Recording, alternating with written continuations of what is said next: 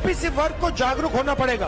आपकी आबादी 50% से ज्यादा है, मगर हिंदुस्तान को चलाने में आपको 5% भागीदारी भी नहीं मिल रही।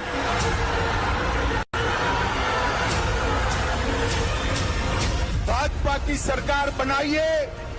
भाजपा का अगला तेलंगाना का मुख्यमंत्री बैकवर्ड कास्ट से होगा।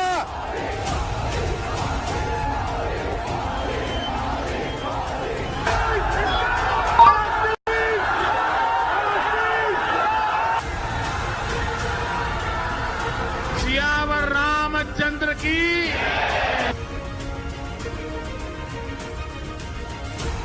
हिंदुस्तान की राजनीति के दो अध्याय आपके सामने हैं, एक 2023 और दूसरा 2024।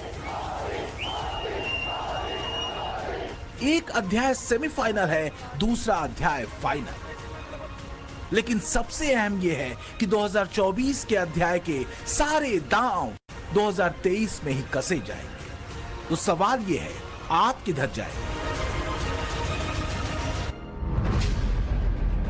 17 नवंबर को पहला संग्राम है और यही चर्चा आम है कि 2023 वास्तव में 2024 का सेमीफाइनल है, जो बताएगा 2024 में राष्ट्र किस तरफ जाएगा।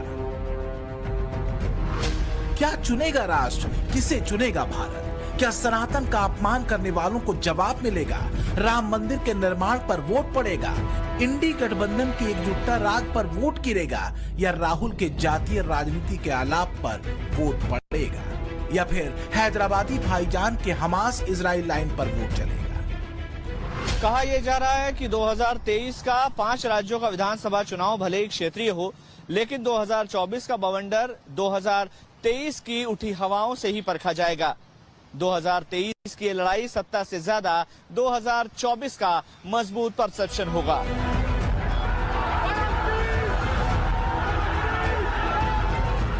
तेलंगाना की चुनावी सभा में ओवैसी हाफे जा रहे हैं, फिलिस्तीन जिंदाबाद के नारे लगाकर। सवाल पूछा जा सकता है कि क्या ओवैसी और उनकी एआईएमआईएम चुनाव फिलिस्तीन में लड़ रही है? दरअसल मुद्दा उसी परसेप्शन का है, हवा बनाने और हवा चलाने का है।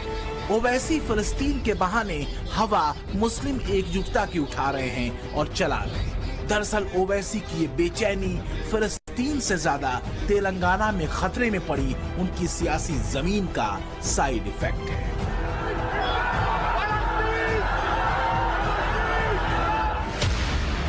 ओवैसी की पार्टी का कोर वोटर मुस्लिम वोट है, जिसकी आबादी तेलंगाना में 12% से ज्यादा है और 119 विधानसभा सीटों में से करीब 50 सीटों पर मुस्लिम वोटर बड़ा असर रखते हैं। ओवैसी की छटपटाहट, ओवैसी की बेचैनी, ओवैसी का हाफना कांपना मुस्लिम वोट बैंक के एक और स्टेक होल्डर को लेकर है, और ये स्टेक होल्डर है कांग्रेस। पिछले चुनाव को अगर देखें तो 2018 के चुनाव में मुस्लिम वोटर ज्यादा कंफ्यूज नहीं था, क्योंकि बीआरएस और एआईएमआईएम की दोस्ती थी, जो आज भी है। और इसलिए पिछले चुनाव में बीआरएस को 48% से ज्यादा वोट मिले थे, जबकि कांग्रेस को 28% से ज्यादा, बीजेपी को करीब 7% वोट मिला था। वहीं एआईएमआईएम को 3% वोट भी हासिल नहीं हुआ था।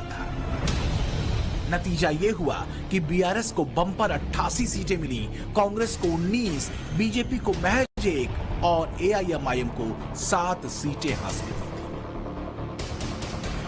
कर्नाटक विजय से उत्साहित कांग्रेस तेलंगाना में एग्रेसिव है, और ओवैसी की चिंता इस बात को लेकर है कि अगर मुस्लिम वोट कांग्रेस की तरफ शिफ्ट हुआ तो उनकी राजनीति की बची खुची जमीन भी लुट जाएगी।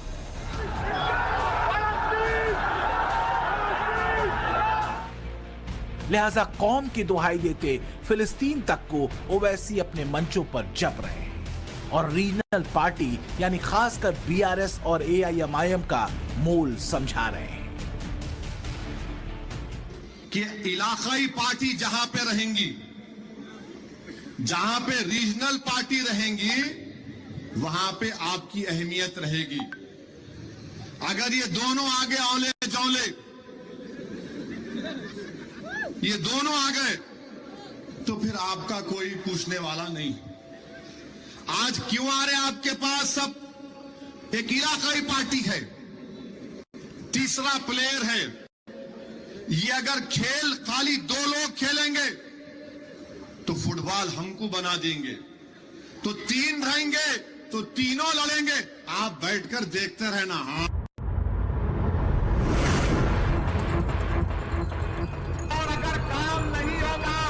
तेलंगाना में ओवैसी एक तीर से 2 निशाने साध